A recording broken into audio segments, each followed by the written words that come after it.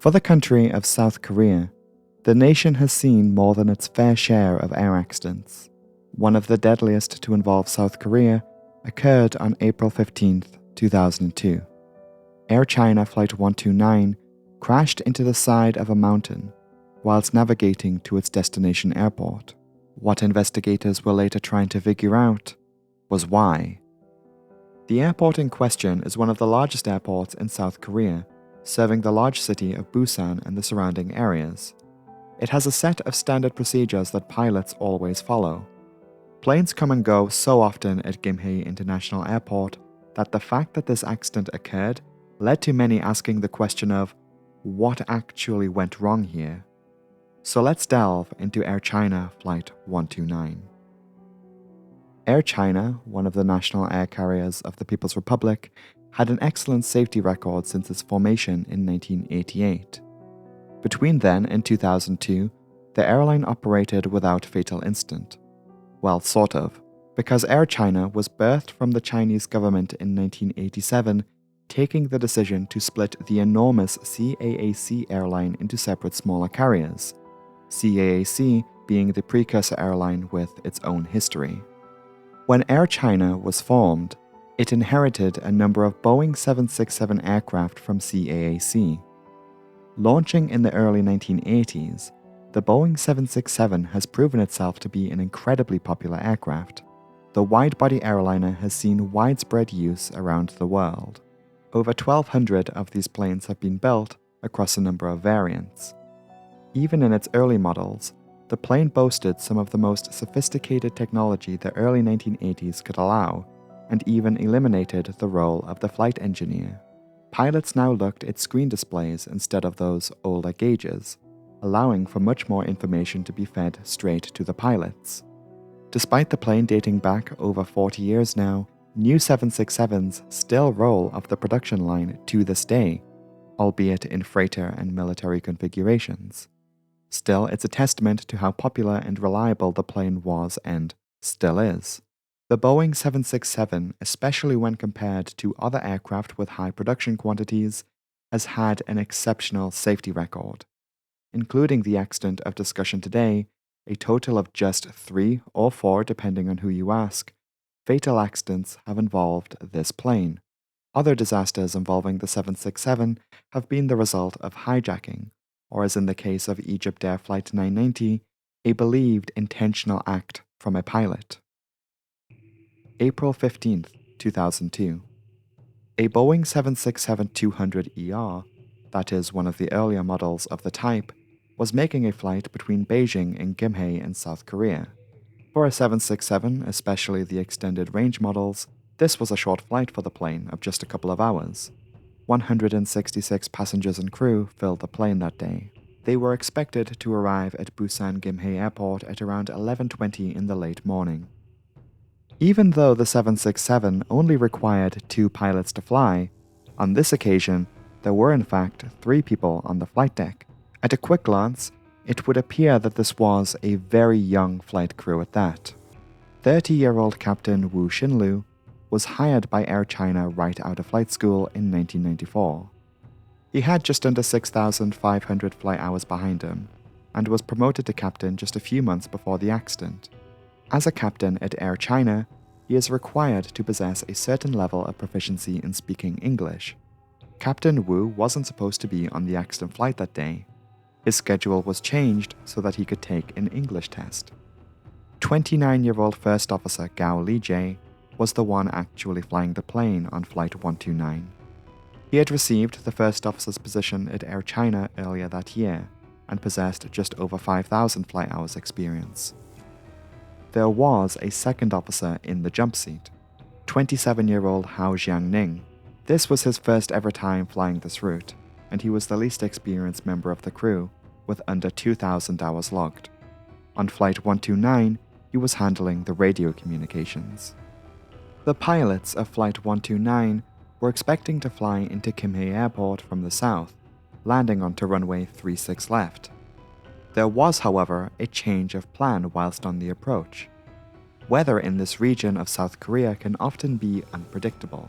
The wind direction can change unexpectedly. In fact, A total of 8 flights ahead of Flight 129 were diverted to other airports due to poor weather. The airport never informed the flight crew of this fact. Chinese aviation authorities would later criticize the Korean controllers for lack of clear communication pertaining to the weather that day. Visibility was poor, it was foggy, and the wind direction had changed. For that reason, Flight 129 would now land on the reciprocal end of the runway, runway 18 right. But this approach was not as simple as flying straight in from the north. You see, the terrain around the airport is very mountainous. Despite the fact that both ends of the runway can be used, there is still only one way in, from the south. So the approach controller gave Flight 129 a circle to land instruction. This is exactly what it sounds like. The pilots fly towards the airport from the south as they would have done originally. They'd then manually fly the plane around the airport to land from the north, to take advantage of the new wind conditions. Though perhaps a little unusual, it's a somewhat common practice for what it is and is completely safe. For Gimhae Airport, given its unique location, it was a standard procedure. What wasn't standard procedure was nearly everything that happened next. Although I've been positive about the safety of this type of approach, I speak from personal experience only regarding that. I have flown planes before and have performed approaches in theory just like this one. I should mention, though, according to a document published by the European Advisory Committee, circling approaches are reported to be up to 25 times less safe than their straight-in counterparts. That document even specifically mentions this accident, but goes on further to say that the risk of circling approaches is decreased with the addition of guidance systems at the airport. Gimhae Airport at the time did have circling guidance lights on this approach path, but a bit more about the airport lighting in just a moment. So, let's jump to Air China 129's approach. So to begin with, let's break down how this circle-to-land approach was supposed to work. First of all, as you'd expect, there is a large visual element to this type of approach. In this case, even though the weather was less than ideal, the airport was still in sight, the runway lights staying illuminated throughout the foggy day. But again, Chinese authorities contested this note regarding runway lighting. Whilst a controller in the tower later testified that the runway and circling approach lights for runway 18 right were on, Captain Wu, who survived the accident, later mentioned that he saw no such lights on the downwind leg. It was revealed that the runway lighting was coordinated on a timer to save money. That timer was running nearly 20 minutes fast on the day of the accident. So some believe that the lights went off during the unfolding disaster. Regardless, at least one pilot in this case should have always been able to see the airport. Staying tuned into the ILS for runway 36 left, an approaching plane would descend on the glide slope down to 700 feet. If the runway is identified visually, then the circle to land can continue. The approaching aircraft would break off of the flight path at a roughly 45-degree angle to the west of the airport. Detailed in the airport charts were a set of instructions for altitude, heading, and airspeed. Following these guidelines and with the help of the plane's own chronometer or timer, pilots could time the different segments of this circuit pattern to, in theory, follow the flight path more accurately. The first 45-degree breaking off segment, we'll call it, was to be maintained until the aircraft was in line with the foot of the runway. Once reaching this point, the plane would enter what is called the downwind leg. The aircraft would now fly parallel to the runway, and the pilots would note passing the end of it. Roughly 20 seconds later, they would make the base leg turn and line up with the runway for final. In the case of Gimhae Airport and Air China 129, the pilots would use the chronometer to time 20 seconds from passing perpendicular to the end of the runway, and that would be the rough point that they were expected to turn. This is something that every pilot can perform. This is effectively the plane joining a circuit. Circuit flying being something that every pilot has done countless hours of in their training, going all the way back to flying school. For Captain Wu Xinlu, firstly, he was the only surviving member of the flight crew, He, like any pilot, had done his fair share of this training. However, he had never performed it at Gimhae Airport. It is believed that the change of plan, as in the changing of what runway was being used, came so late in the flight that the workload for the pilots drastically increased. A number of critical errors were made on the flight deck of Flight 129, one of the biggest of those being that the captain didn't brief the new approach to the other pilots. The first officer took control of the plane back from the autopilot. He would be the one flying the plane for the next moments.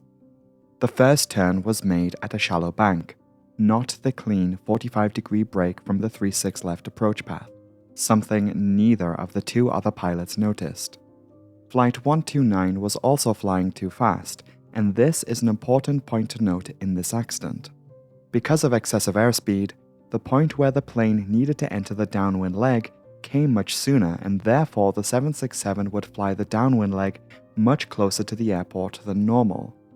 The downwind itself was also flown much quicker than expected, all of this done while the pilots were overwhelmed with their workload.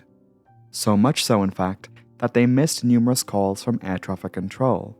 The approach controller repeatedly called the plane to hand them over to the airport tower controller. These calls went unanswered. It wasn't until the controller radioed them on the standby emergency frequency that the Air China flight crew responded. The first officer, as the plane was on the downwind leg, was still handling the flight controls, and as the plane reached the point perpendicular to the end of the runway, the 20-second timer was started. Sight of the runway, though, would now become lost in the weather. Cloud and fog had limited the pilot's view outside. Problems, however, were about to get even worse. First Officer Gao Li-jae was struggling with handling the aircraft in deteriorating weather conditions. He relinquished control of the plane to Captain Wu. With a change in flight deck duties like this, the commander of the flight should delegate responsibilities to other crew members.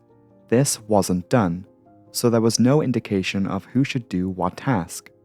Because of this, not only the airport disappeared from view, but also the pilots lost track of their timer.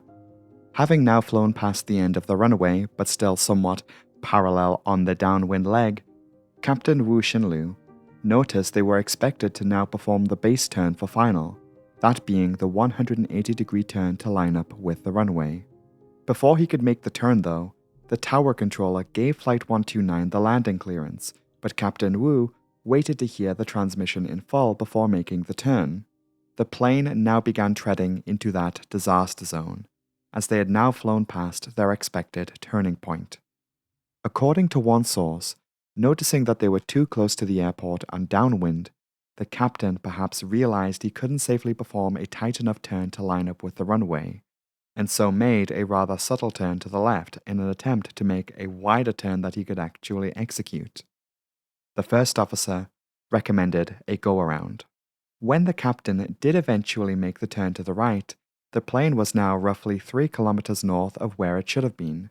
The pilot flying failed to maintain the minimum altitude requirements as the plane descended well below this. The weather was obscuring the fact that they had now just turned into the mountainous region just north of Gimhae Airport. Expecting to see the airport come into view, Flight 129 turned into the mountains. Let's pause here for just a moment, because there does exist technology to warn pilots of terrain obstacles such as hills or mountains. It's called the Ground Proximity Warning System, or GPWS for short.